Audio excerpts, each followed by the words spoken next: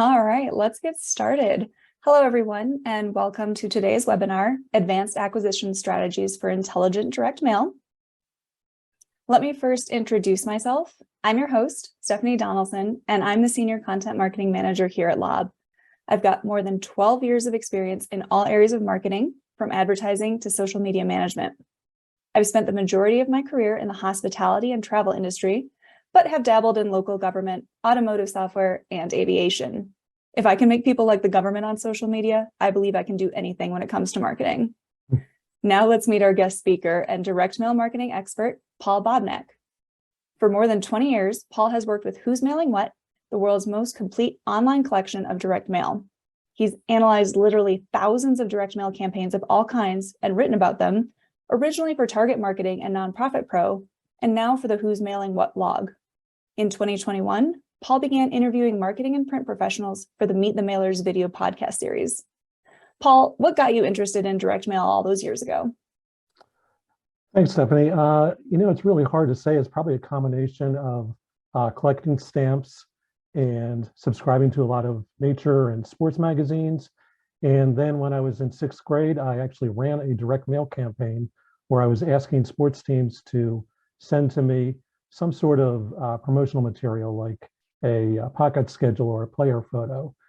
And then from then, I just found my way to Who's Mailing What in Target Marketing and going through thousands of direct mail campaigns a year. And ever since then, just following trends and what's new in direct mail. Yeah, I think any marketer can agree that change is the only constant in our world. Absolutely. Before we begin, just a quick housekeeping item. If you do have questions, please drop them in the Q&A located in your Zoom navigation bar. We'll get to as many questions as we can at the end of the webinar.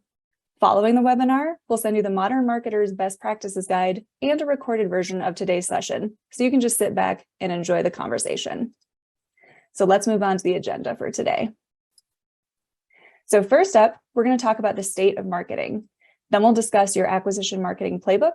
We'll look at direct mail acquisition in action, and then we'll open it up to Q&A. So before we dive into acquisition campaigns specifically, let's take a second and talk about how marketing is an ever-evolving industry. Not only do we have to be able to react quickly when new channels emerge, but we also have to place our bets wisely on tried and true or timeless marketing tactics that will always be relevant and will always drive conversions. I feel like I've had countless conversations with sales reps or leadership about how marketing is a marathon and not a sprint. Salesforce even notes that it takes 6 to 8 marketing touches to generate a sales lead. We have to be the titular turtle in the story of the turtle and the hare and be consistent and patient with our marketing efforts if we want to see long-term success. Paul, why do you think direct mail is such an important marketing tactic for long-term success? Well, to put it simply, because it works. Many marketers will tell you that it produces the highest ROI of any channel in their toolbox, as we're going to see later. With mail, you can target prospects geographically down to street level if you want. Mail is a fixed cost instead of a dynamic pricing model, which means that your acquisition costs are going to be affordable, even in the most competitive industry segments. And best of all, it's a physical ink on paper, which gives you one more way to stand apart from your competitors in all the digital channels that all look the same on your phone or your laptop. And by the way, because it is tactile, it activates parts of the brain that are associated with recall. So good for engaging customers. I definitely agree. I think direct mail is so good at engaging customers due to the fact that it's physical. But to get that engagement, I bet you know where my next question is going. What's this going to cost me? It seems companies everywhere are cutting budgets and expecting marketers to do more with less. Why is direct mail an affordable option for them?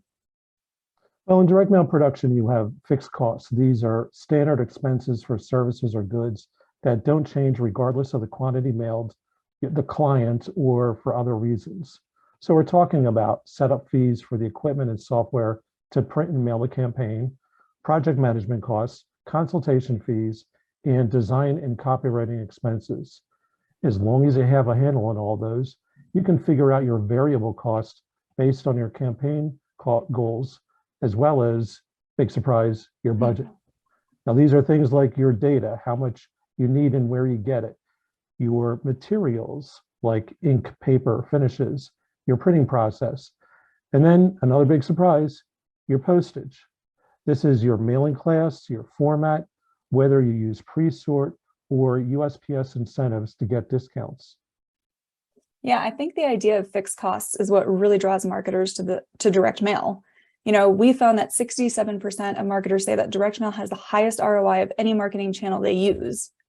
From your own experience, what's a typical ROI a marketer can expect from direct mail? Well, when it's done right, direct mail sent to prospect list can result in an ROI of anywhere from 85% to 112%. That's according to the most recent response report from the Association of National Advertisers. Now, your results may vary from those reported in the survey, but the point is that by measuring your net sales and your expenses, you can raise or even lower your ROI depending on what your long-term goals are for your campaign. And I'd point out that Who's Mailing What keeps track of several thousand campaigns that are mailed again and again, unchanged over a period of months or even many years. These controls are well worth studying because they produce great ROI for the company or nonprofit that mails them. Okay, so not only is the ROI of direct mail high, but there are many other benefits too. In fact, a great benefit is the consumer perception of mail.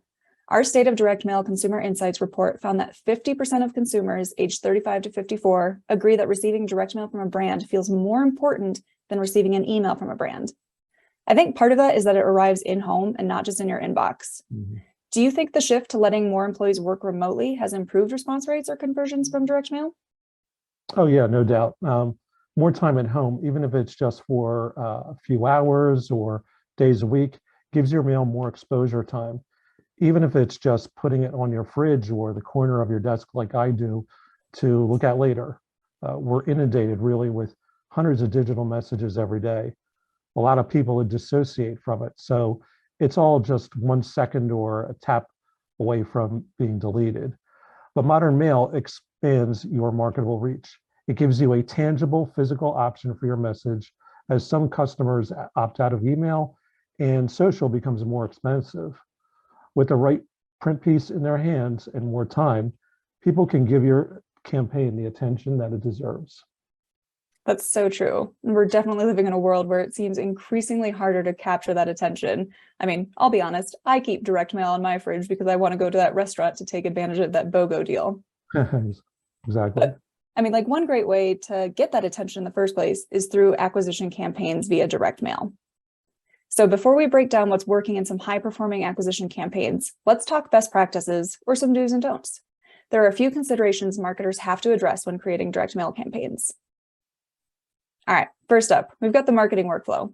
Paul, where have you seen successful marketers add direct mail to the marketing workflow in an acquisition campaign? Well, we know that these days a lot of direct mail is not a standalone channel. It works better as part of a multi-channel campaign, what some people call the halo effect, right? A company or organization that uses mail adds credibility and support for that campaign in another channel. One good place would be as a follow-up to an initial email effort. Even if you make an offer, you can tell prospects to look for a direct mail piece that will be appearing in their mailbox in a few days with more details. Or if you have an email campaign with lousy response rate, follow it up with an outstanding mail piece that wows them. Take it as an opportunity to close the loop on a sale with variable data personalization, or maybe embossed printing, or UV coating, or shape cut envelope. And of course, that irresistible offer. I also want to point out that USPS's informed delivery program, where you can reach customers in their email inbox with a sneak preview of the mail showing up in their door later that day. A digital campaign that you associate with that mail piece gives them an opportunity to take action before the postal carrier starts their deliveries. Another piece of advice, be sure to have the right amount of time in between your marketing efforts for prospects to engage and respond. Trial and error should help reveal how often that is, but no more than once a week is a good rule of thumb. Whether your mix is a drip campaign of different types of content for direct mail or email, or the same ones consistently, always track your results. I mean, I think we can all agree that tracking is so important to prove the value of the channel or campaign if we want budget allocated to it again in the future. Speaking of budget, When I think of budgeting for direct mail, I think of 4 key components: the creative, the list, printing, and postage. Did I miss anything? Yeah, well, one big thing is the offer. After you've guided the prospect along the sales funnel, getting attention, creating desire, building interest, your offer has to be so irresistible that the prospect is compelled to take action, like buying a product or service or donating money to a cause. It has to basically answer the question everybody asks: what's in it for me? To make it an easier call, an incentive can provide motivation, such as free trial or free shipping. You should make it clear if your price is a discount, and think of adding a premium on either the front end or the back end, like a free item to help sweeten the deal. I mean, I think we all know everyone loves a deal. It's kind of like we're still in college, where if you offer free food or drinks, everyone comes running. Another thing that most of us agree on is that it's not great when we get unwanted emails. In the direct mail space, unlike an unwanted email that has you looking for the tiny unsubscribe button and wondering how the brand got your email address in the first place, it's common to get direct mail from brands you don't know, and that's due to lists. Referencing our Consumer Insights report again, we found that 44% of respondents say direct mail is the preferred channel of communication for brands the consumer doesn't know. Paul, what are some things marketers should think about when it comes to purchasing lists? Oh, I love this question, Stephanie, because lists are more crucial than ever to the success of any direct mail campaign. A list with good data saves you money on postage and paper, and we're all thinking about that, right? It also helps you segment your audience or to target individuals on a one-on-one basis with personalized efforts. So let's say you're talking to a vendor about buying or renting second or third party data. It's absolutely essential that you ask if their list was updated through USPS NCOA, that's National Change of Address, in the last 90 days. This is the best tool to ensure that you aren't going to be mailing with old, incomplete, or duplicate records. And don't forget to use this database along with other pre-processing address file tools that are commercially available for your own first-party data. Okay, so we got the data, but going back to the budget a little bit, what's a decent ballpark estimate for purchasing a list? Let's say 25,000 names. Well, keep in mind that the cost of a list depends on many factors and can vary widely. For example, the source of second or third party data, the list type, the quality and depth of the records, and the number of uses permitted for a rented list. So a list may cost about, let's say, 3 cents a record up to 30 cents a record. It's common to get a price quote in terms of dollar amount per 1,000 records. So a list of 25,000 names at $100 per 1,000 would cost $2,500. I mean, that's a decent chunk of change there. But I think with the right targeting in place, you can really get a great ROI from a well-curated list. Obviously, when renting or buying lists, we target certain demographics or psychographics, but how do we put that data to use? Here I'm talking about personalization. Our Consumer Insights survey found that 52% of consumers expect direct mail to be personalized, but then there are those that kind of find it creepy. Our own research shows that 8 in 10 marketers are already using some sort of personalization in direct mail. How do we find that right balance, especially for acquisition campaigns? How much personalization should there really be? Well, there are no easy answers to those concerns. A personalized mail piece certainly gets a prospect attention more easily than one that isn't. But as you said, you don't want to be seen as creepy or invasive. One bit of advice is to be strategic as possible. Use personalization carefully to make your offer relevant to your target customer. You want it to speak to their wants and needs and support your offer or message. I'd also advise doing an A/B test on a segment to see if using personalization dampens response at all. I mean, A/B testing is always a good strategy, whether our marketing is direct or digital. Okay, so we know where in the marketing workflow direct mail lives. We know how much we want to spend. We know who we're targeting, but now it's time to get creative. Our recent State of Direct Mail Consumer Insights showed that younger audiences like letters and envelopes, but older audiences prefer postcards. Do you think there's a golden ticket when it comes to creative and form factor for acquisition campaigns? Well, as you've already stated, it depends on the target audience as well as on the industry category. Like nonprofits, they know that nothing beats the power of a letter package. in a fundraising direct mail campaign. On the other hand, postcards have a lot of advantages in keeping printing costs low. It's one of several trends picked up by Who's Mailing What in the last couple of years. As for postage, marketers can now mail a 6x9 postcard at first-class bulk rates, which really stands out to prospects, especially when you put people's faces on them, use variable data, and you have an unmissable call to action. All right, so now we got their attention with our creative and form factor. How do we get them to take action? Are acquisition campaigns a place to play it safe and have a more traditional CTA? Or should marketers really push the envelope, so to speak? Well, attribution can be a bit tricky when you have multiple touch points on a mail piece. There are a lot of options available. So the most important thing to think of first is what your audience is most likely to respond to. An insurance offer going to older boomers will probably work best with just a direct mail reply like a VRE or with a toll-free number. And both of them can be tracked, of course. But for many audiences, a digital response, CTA, is a great way to go because more recent generations tend to be digital first. There's a comfort and a trust level there. And these consumers expect a near instant response, whether you direct them to a website, an app, or even text. For us as marketers, you get to see the responses in real time and also track their online behavior. And from that, hopefully you can develop some insights that improve your marketing. Got a quick question for you. When it comes to tracking conversions or actions on a CTA, what's your preferred method in direct mail? Well, I have to say it's QR codes.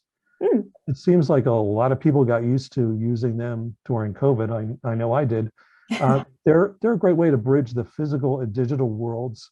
And they started to make a comeback in mail even before that because smartphones got easier. You don't need a special app anymore to scan one.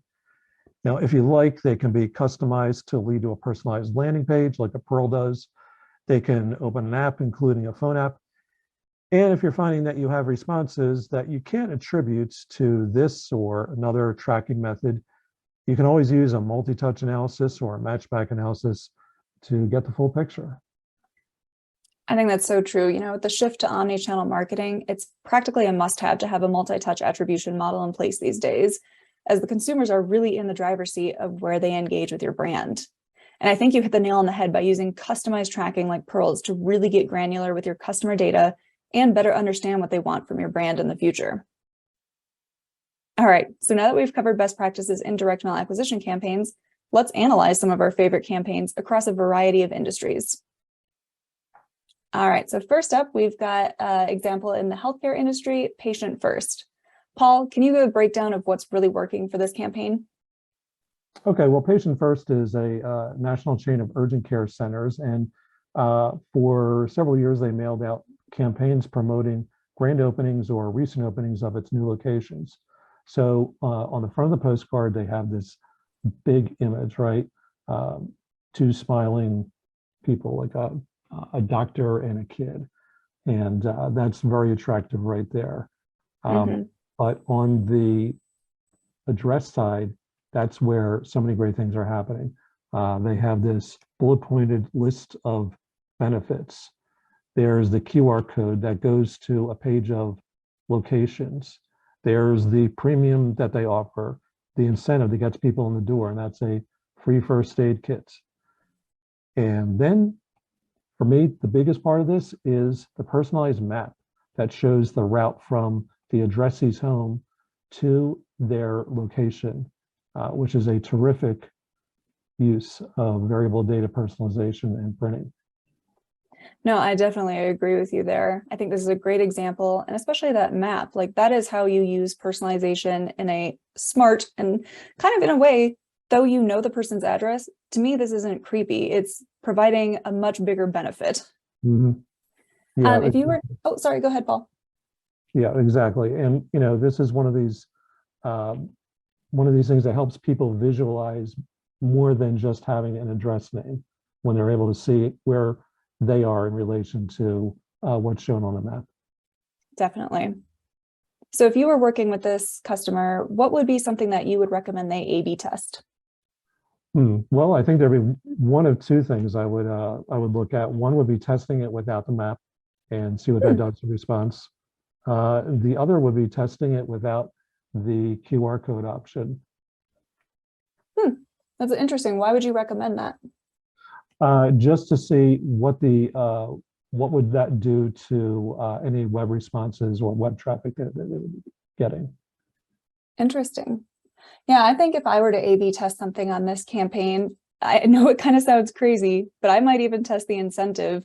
Instead of the first aid kit, maybe it could be like a emergency care guide or a quick reference guide for parents to understand, do I need to take my child to the urgent care, or is this something I can wait for my doctor?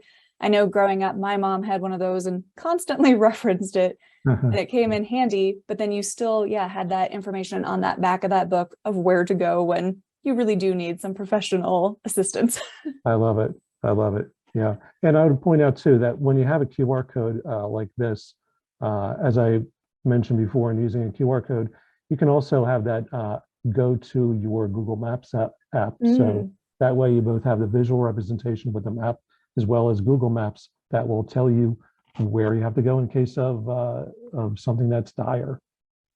For sure. Yeah, I can read a map, but I would much rather have Google telling me where I'm supposed to be turning right. Right, exactly.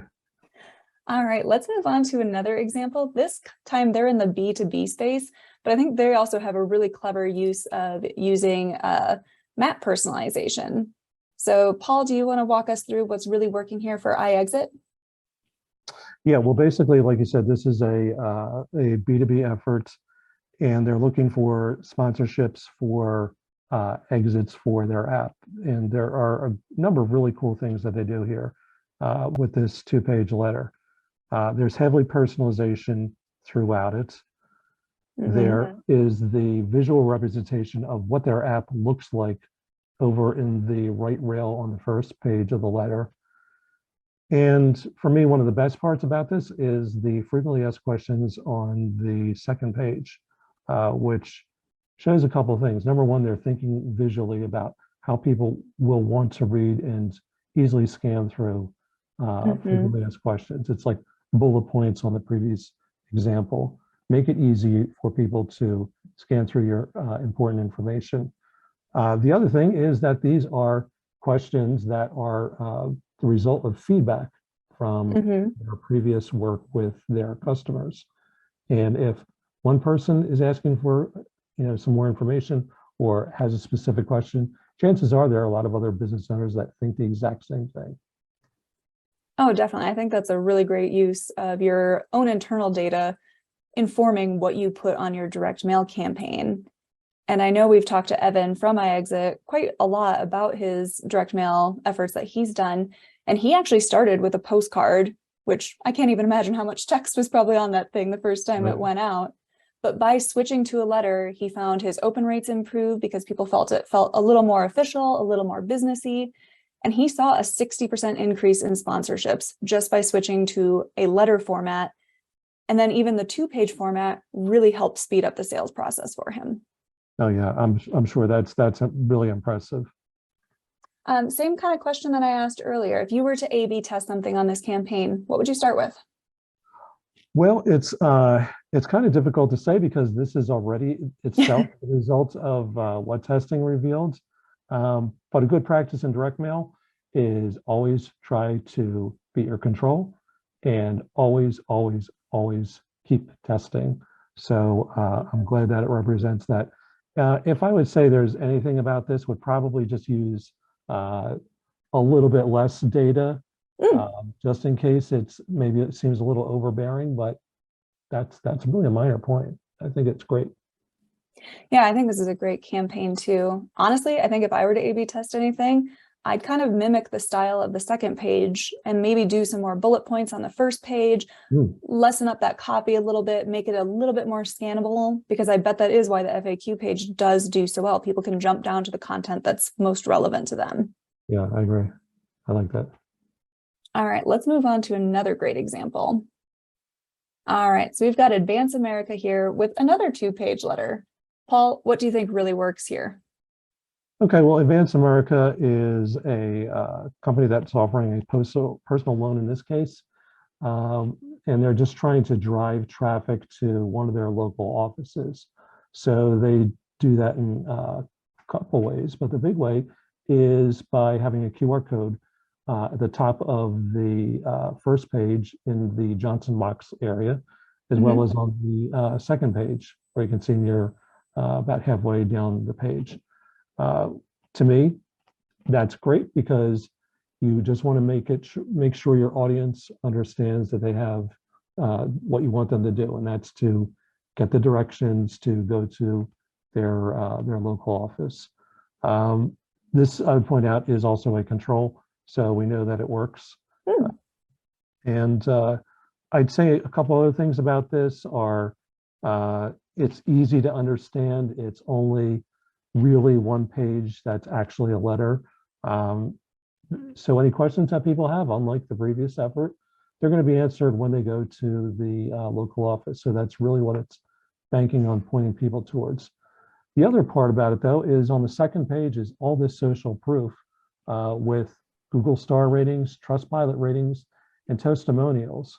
It shows that you know that your customers are using the web to do their research and to do their customer feedback. So always be aware of what your customers are posting online. And if you can use it, especially if it's really complimentary, definitely do so and make a note of that. Oh, no, I definitely agree. I think the social proof on this piece is very compelling.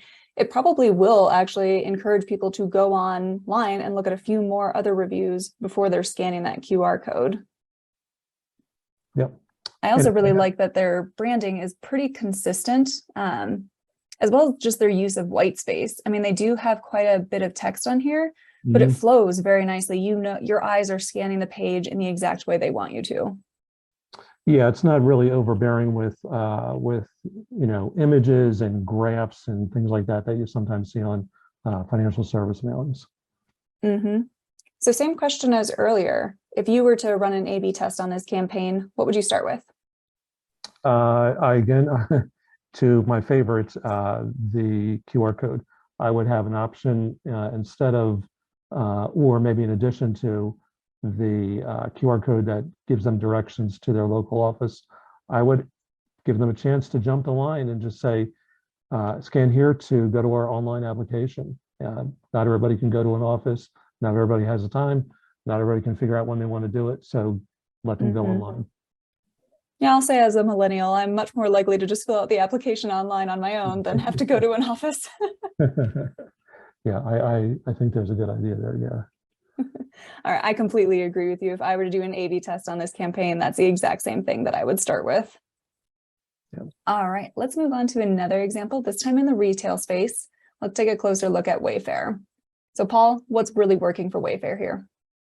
Well, this is a retargeting effort. It was sent to a customer who had been looking at their websites and doing some shopping, some tire kicking, if you will, looking at beds and nightstands. These images represent what they were looking at when they were doing their web search and their shopping, which really shows the power of recency, which is why this is a great effort, because after doing this, the customer moved on somewhere else, or maybe they logged off, maybe they even got as far as a shopping cart and left it abandoned. Well, this is the advantage of retargeting efforts, is if you jump in the mail quickly within a few days of someone shopping, you can remind them of what they were looking at.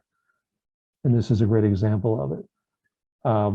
Additionally, you have a 10% off discount offered.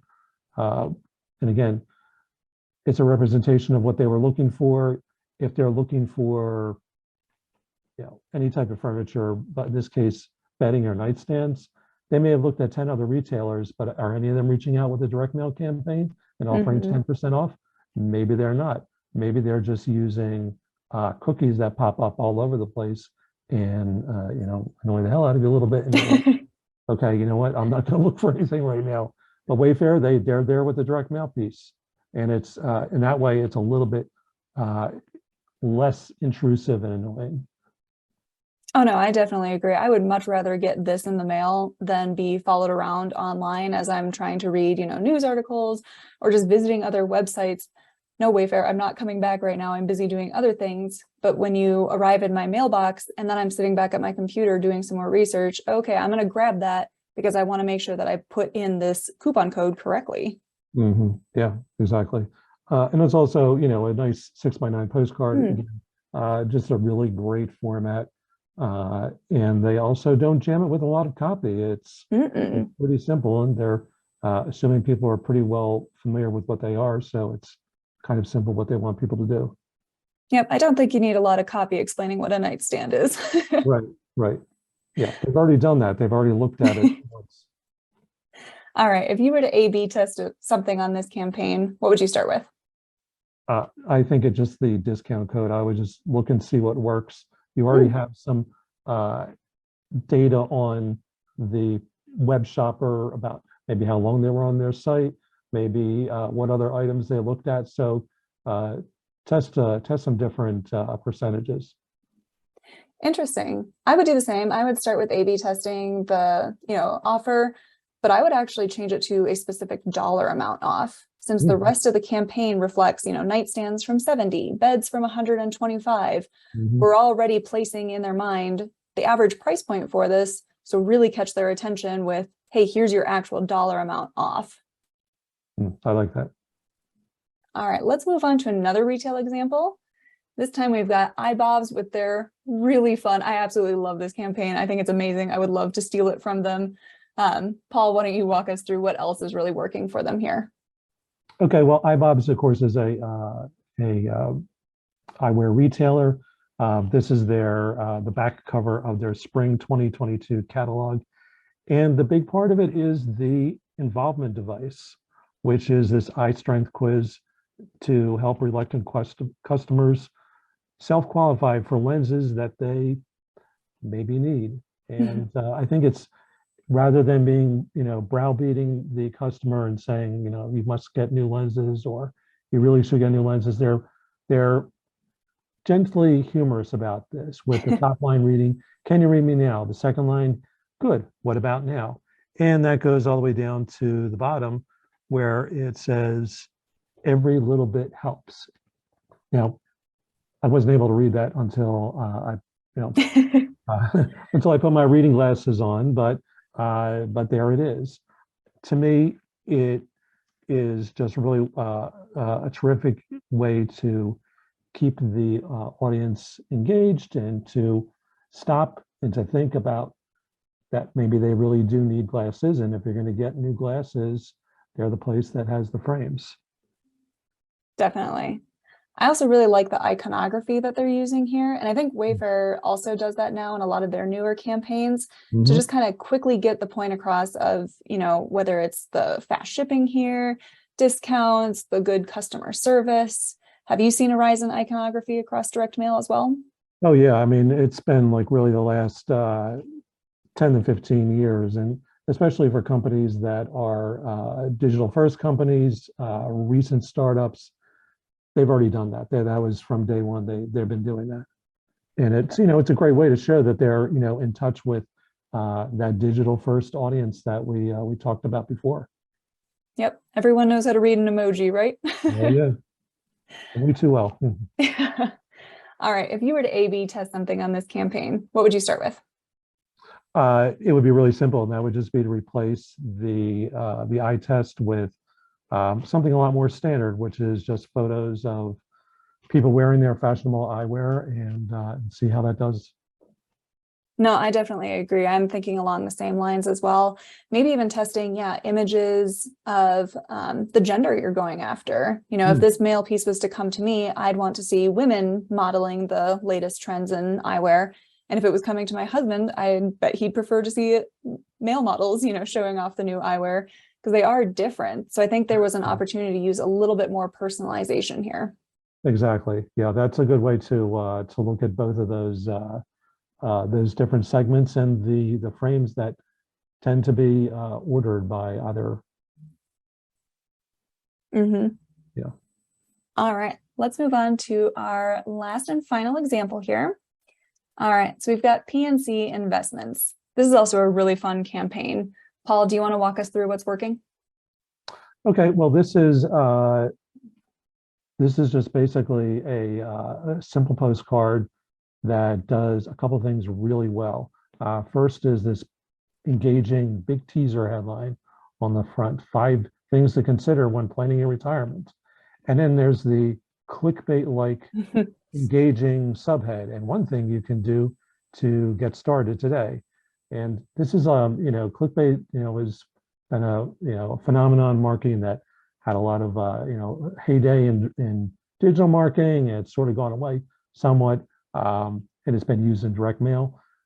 But even if without that, irresistible tug, just the idea that you put out some sort of information there to get somebody to stop, think a little, think for a second or two, and then turn over the postcard to the other side, where you have these 5 different items that they want you to check out on this checklist is a pretty good technique. Yeah, no, I definitely agree. And I think clickbait, as terrible as the name is, it does have its place. And sometimes it can be used really well just to pull a person into it because, yeah, you do want to turn that over and be like, well, fine, what are these 5 things that I have to think through? Mm-hmm. Yeah, and it's vendor neutral in this case, because it's not specifically saying all these solutions are from PNC. To me, that's a sign of confidence in who they are. Oh, definitely. And one other thing too, I'd point out that they do with the checklist as well as on the front part of the postcard is there's this good amount of negative space there. They're not really jam-packed with all kinds of copy and headlines and subheads and graphs, which are popular in investment and financial services mailings. It's pretty simple. They're giving you 5 different things they have to think about and a call to action, and that's basically it. Yeah, I think it's kind of like the Advance America example, right? Like you don't have to make it super busy because your eyes are following what they want you to. Okay, yep, you see the big bold 5, you understand, okay, this is about retirement, flip it over, and then you're just going to make your way down that list. You're not getting distracted with like, ooh, what's this little image over here? Ooh, what's this down here? Right, exactly. All right, if you were to run an A/B test on this campaign, what would you start with? I would probably just use just test the call to action a little bit. I would maybe look at using a website, again, QR codes, but you don't have to use a QR code. But just see what the difference is between, call to action that tells people that they can either come into their local branch or call that toll-free number. Definitely. I agree. And again, kind of like on the Advance America example, I'm much more likely to kind of be self-serving and go find the data on my own. I'll visit your website and read through all your materials. I'll book an appointment online.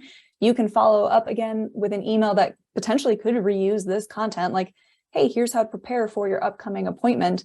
Than I am to randomly call someone and be like, hey, hi, I got this mailer. What's my next step? Right, exactly. All right, well, those are some really fun examples to look through. So let's move on to the next slide, please. All right, so final thoughts. We talked a lot today about best practices in acquisition campaigns. And I think one thing that really caught my attention, though it really shouldn't be a surprise, is the notion of putting the recipient first. As marketers, we care a lot about our customers and prospects and making it as easy to do business with our brands as possible, and using what we know about them to craft the right message and offer. We live by the idea of reaching the right person at the right time with the right message. And I think our conversation today just cements the idea that direct mail is a fantastic channel to use when making a first impression. Any final thoughts you want to share, Paul? Yeah, I completely agree with everything you just said. Again, thank you, Stephanie, and all my friends at Lob, and to all of you in the audience for being here today. I've been working with direct mail for over 20 years, and a good deal of that time was with Who's Mailing What, seeing how companies and nonprofits use best practices to make their mail campaigns better. So I'm really excited for the present and the future of direct mail because mail is modern. It uses this amazing variety of paper sizes and weights and inks and finishes and textures to help make visual and written content meaningful and real to your prospects who are reading it. And with the state-of-the-art digital targeting and retargeting data platforms, mail is more measurable, more multi-channel, and more personalized and relevant than ever before. And I think that's something really to be celebrated. Oh, definitely. We celebrate that every single day at Lob. Absolutely. All right. Thank you so much, Paul, for joining us today to talk about acquisition campaigns.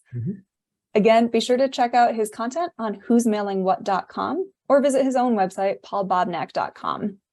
If you want to dive deeper into acquisition campaigns and get even more actionable insights and examples of brands creating profitable direct mail campaigns, be sure to be on the lookout for the complimentary ebook that will arrive in your inbox soon. All right, let's now open it up to the Q&A portion of the webinar. Okay, so it looks like we have a few questions coming in. And again, any questions we don't get to today will be answered up via email following the webinar. So Paul, I'm going to pitch this question to you. All right. Is it better to start an acquisition campaign with digital marketing tactics or direct mail, or should I kick them off at the same time? Ooh, well, yeah, good question. We touched on this earlier, like warming up an audience with an email about a high value direct mail piece that's coming their way. To answer this, it depends on your campaign goals and what's appropriate to reach them. My friend Ryan, the big email expert, talks about channel propensity. And what's that? It's understanding which channels your audience is most likely to use to act on and convert from your messages. That's the key to true omnichannel marketing, using data to guide you and then shape your message to each channel's strengths as well as to your audience, instead of always blasting the same message everywhere on every channel. And look for ways to use the other channels instead to broaden your approach and get more customers. That's a great answer. Thank you. All right, we've got another one in the queue. How long does it take to see results from direct mail? Ooh, well, yeah. This question, it's a really long answer, but I'll try to keep it short. When your campaign enters the USPS system, there are different delivery standards for first-class mail versus marketing mail, right? A difference of at least a few days if it's something that's not deadline sensitive. Either way, once it's in, you can follow the campaign via its IMB, that's Intelligent Mail Barcode. And in fact, I'd point out that IMB tracing is something that Lob uses to give you visibility into your campaign and access that information. Assuming your mail reaches its in-home date, you may start to see results within a day or two. That's if you use digital tracking response like a Pearl, or my favorite, the QR code, or a promotional URL, or call tracking software, of course. Coupon response codes. These are all old school tactics that still work as well. Oh, definitely. And, I think we've heard from our own customers that they'll send out, maybe a sale on a postcard, and maybe the person will put it in their junk drawer, forget about it, but then they'll be cleaning out, they'll find that postcard, and they'll still come back to your website to make a purchase. So just because you might not have seen a result from that specific promotion or campaign doesn't mean that you won't see future purchases or even repeat purchases down the line. So I think it's important, again, like we talked about earlier, with that multi-touch, people are affected by direct mail. They keep it around, they look at it, they read it. Maybe they're not acting immediately sometimes as much as we would love them to, but it's always going to be in their mind. Yeah, exactly. All right, let's do one more question and then we'll get ready to close it out. So do you see acquisition strategies change seasonally? Like, I've got a holiday campaign coming up. Should that strategy differ from my standard strategy?